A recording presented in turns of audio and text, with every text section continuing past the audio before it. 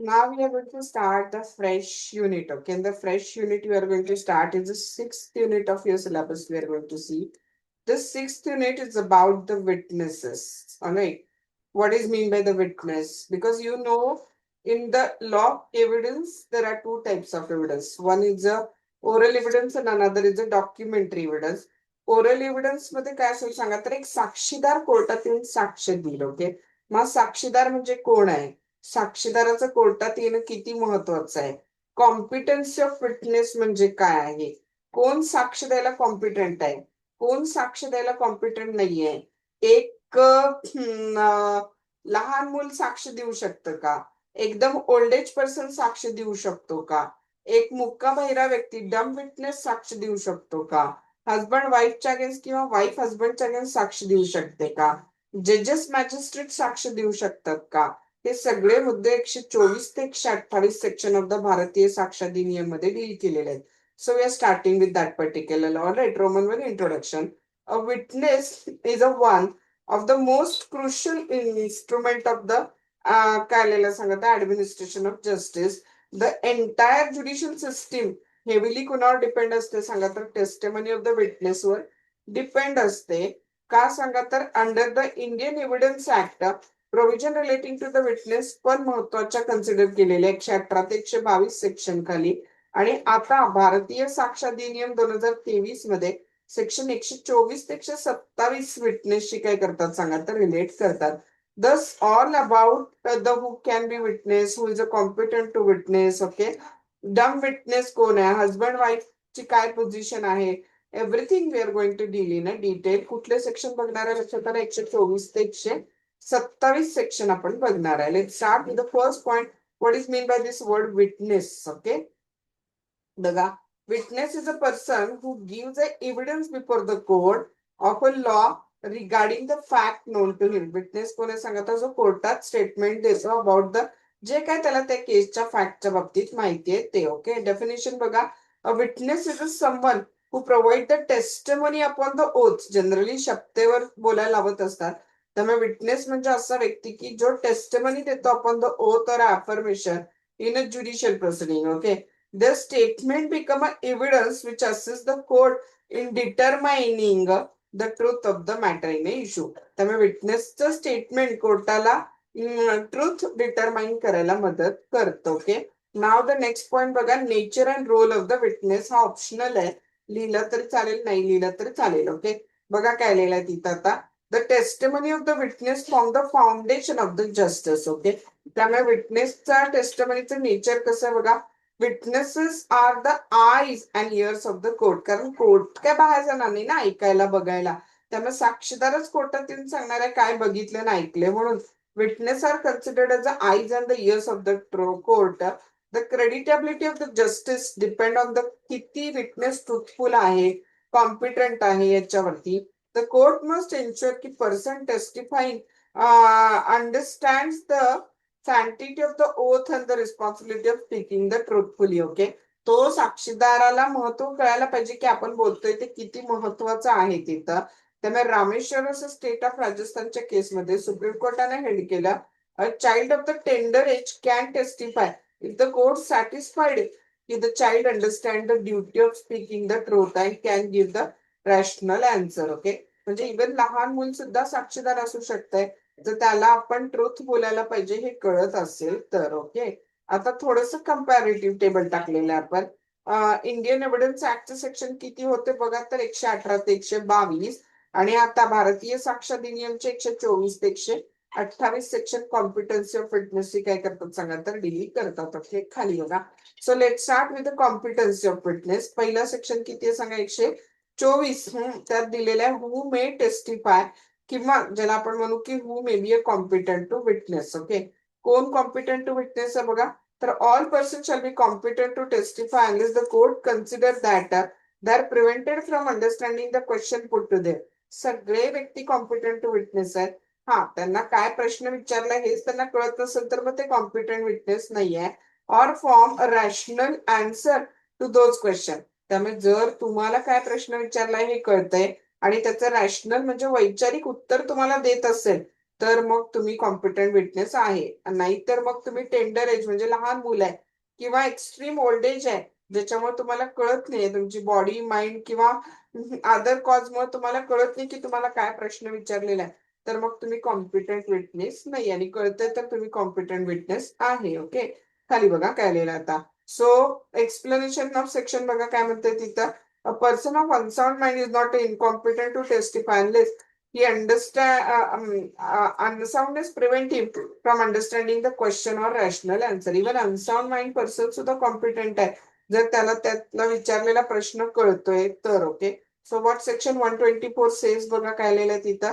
तर this section lays down the general rule of competency की everyone is a competent unless काय बघा तर is a prevented because he did not understand the question or give the rational answers. Okay. So बघा one by one section काय म्हणतो. Number one, general rule of competency. सगळे लोक competent to witness आहेत. Okay. The law begin with the presumption that every person is a competent to testify. No one is a disqualified because फक्त तो लहान आहे किंवा एजेड आहे, मुलगा आहे, मुलगी आहे, सोशल स्टेटस, असं कुठल्याही ग्राउंडवर कॉम्पिटन्सी डिनाय करता येत नाही. नंबर टू, तो व्यक्ती कॉम्पिटंट आहे किंवा नाही विटनेस बनायला हे ठरवण्याचा अधिकार कुणाला दिला सांगा तर ज्युडिशरीला. Judicial discretion of the court. Okay. The court has to power and responsibility to decide whether a person can be a competent witness or a not. Okay. Then next one, कुठल्या ग्राउंडवर मग त्या व्यक्तीला इनकॉम्पिटंट केलं जाईल बघा. तिसरा point, ground of incompetency. Tender yes म्हणजे चाइल्ड विटनेसचा मुद्दा आपल्याला डिस्कस करायचा. Okay. A child of the tender age is not automatically disqualified from being a witness. The court must first ensure that the child possesses the sufficient intelligence and understand the nature of the question and the duty of speaking the truth. जर मुलाला तो क्वेश्चनचं nature कळतंय, आपल्याला truth बोलायचं हे कळतंय, असं जर कोर्टाला सॅटिस्फाय झालं तर कोर्ट इव्हन चाइल्डची टेस्टिमनी पण रेकॉर्ड करू शकते. Okay. There is no fixed age for असं कॉम्पिटन्सी की इतक्या वयाच्या वर असेल तर. द जज must record that the child understand the duty to speak the truth. त्या मुलाला आपल्याला ट्रूथ बोलायचं हे कळत असेल आणि त्याला विचारलेला प्रश्न कळत असेल, रॅशनल आन्सर देता येत असेल तर तो कॉम्पिटंट आहे. Okay. Collaboration is not legally mandatory but generally sort. Collaboration म्हणजे त्यानं दिलेलं स्टेटमेंट चाइल्ड बाकी परिस्थिती मॅच होते का चेक करायचं. रामेश्वर असं स्टेट ऑफ राजस्थानच्या केसमध्ये a child witness is a competent if the court find that he understand the question and can give the rational answer असं सांगितलं. Okay.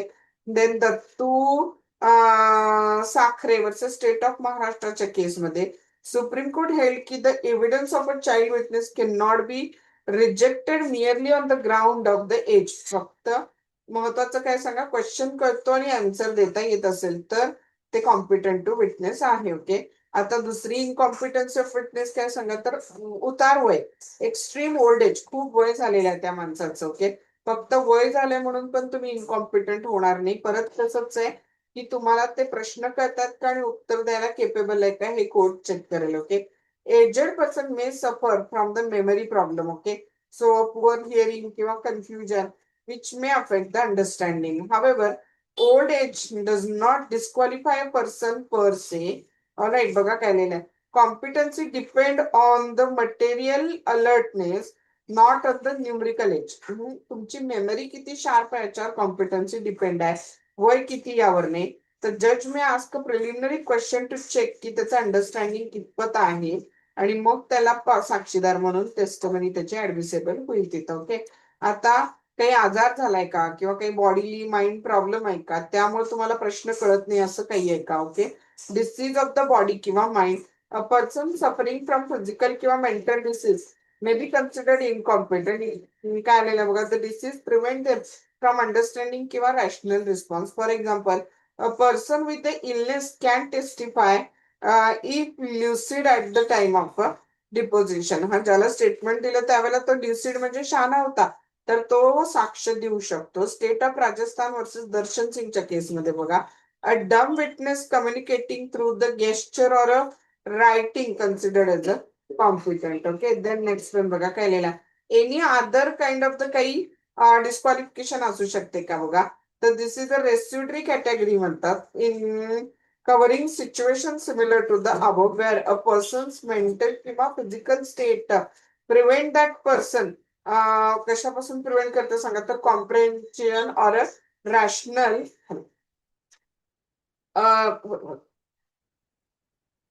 Answering. Okay, example drink घेतली आहे का, इंटॉक्सिकेशन आहे का, किंवा काही मेंटल कन्फ्युजन आहे का, काही नर्वसनेस झालेला आहे का, ट्रॉमात आहे का तो व्यक्ती, त्यामुळे तो आन्सर नाही देऊ शकत आहे. It such a cause affect the ability of किंवा कॉम्पिटन्सी, तर मग विटनेस बिकम टेम्पररी इनकॉम्पिटंट होईल. ओके, जनरली जेवढा आपण आता बघितलं आपल्याला कळतं की साक्षीदार हा साक्षीदाराला कॉम्पिटंट आहे असं प्रिझ्युम धरलं जातं. तो कॉम्पिटंट नसेल तर तुम्हाला प्रूव्ह करायला पाहिजे की तो कॉम्पिटंट नाही. असं presumption is always in favor of the competency and the burden of the person who challenge the witness competency. Okay, so competence of a person of unsound mind पण काय सांगा तर person of unsound mind automatically incompetent नाही आहे. Understand करत असेल question, rational answer देऊ शकत असेल तर मग तो कॉम्पिटंट विटनेस आहे.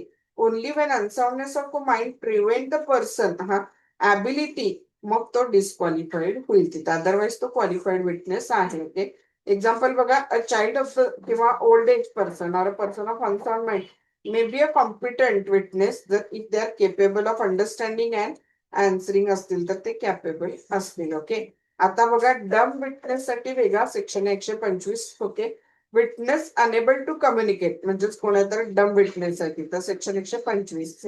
A witness unable to speak also may give the evidence in any intelligible manner. Okay, like लिहून देऊ शकतात, खानाखुना साईन्स करून, made in a open court and such evidence shall be treated as काय सांगा तर deemed as a oral evidence treat केला जातो तिथं. Okay, now what section 155 says बघा, कॉम्पिटन्सी ऑफ डम विटनेस देत आहे. This section recognize the right of a person with speech किंवा हिअरिंग डिस्क्वालिफिकेशन असलं तरी तो एव्हिडन्स देऊ शकतो.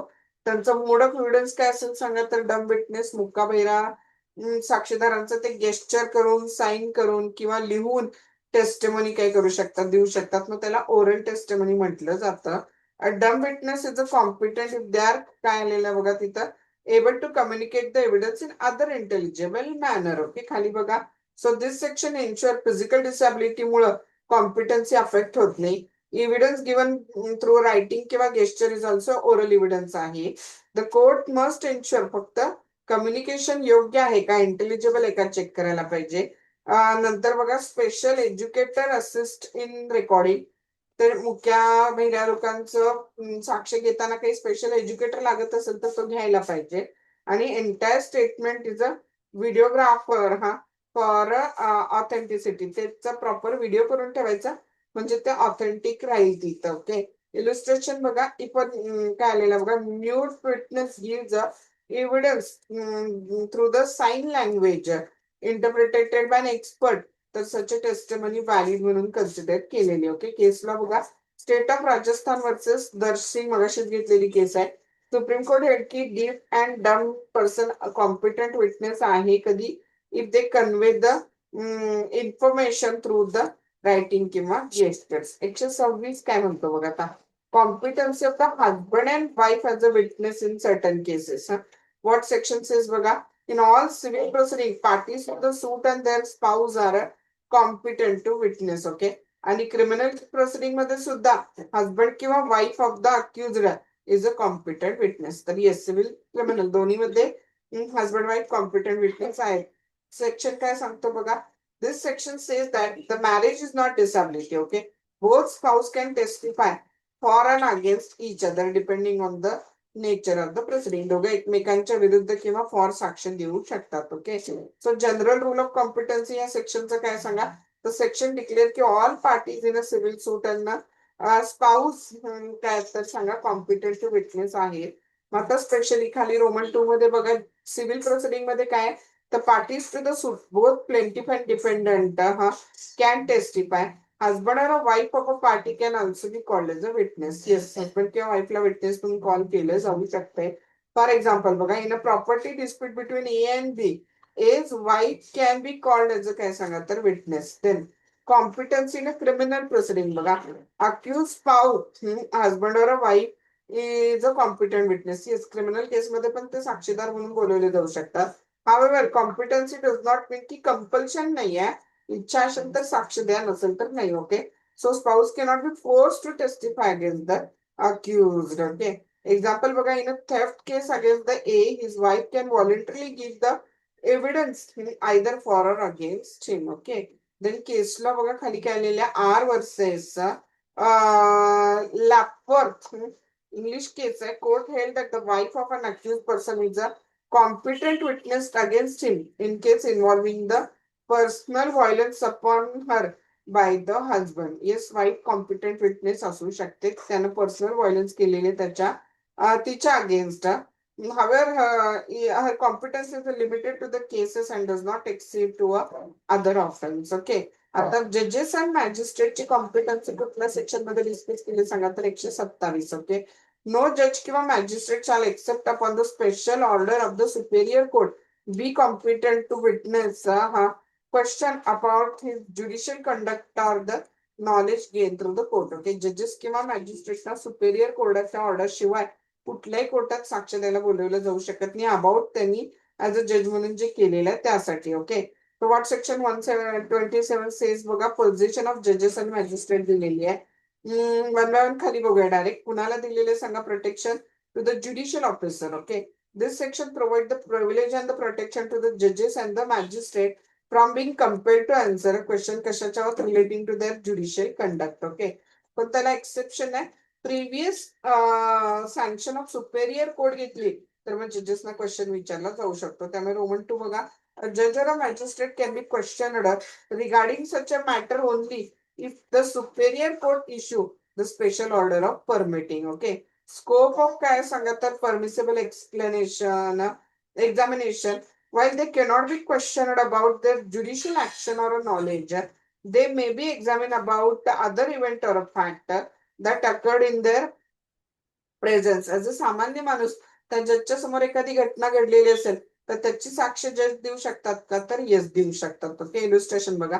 अ magistrate cannot be compelled to answer a question about the property of evidence recorded in a trial. त्यांनी जो एव्हिडन्स रेकॉर्ड केला तो कितपत योग्य आहे ह्याचा प्रश्न नाही विचारता येणार. पण he may testify about the fact that occurred before him as a observer. Okay. दुसरीकडे कुठं काहीतरी त्यांनी आजॉल्ट होताना बघितलं तर त्याची साक्ष देऊ शकतात किंवा कुठलंही दुसरं रॉंग होताना बघितलं तर त्याची साक्ष देऊ शकतात. Okay. So very very important question from examination point of view are finished out. Competency of fitness from section 124 to 127 of the Bharatiya Sakshya अधिनियम आपण काय केलेलं आहे सांगा तर फिनिश केलेलं आहे. समजलंय काय बघा, काय डाऊट असतो तर सांगा.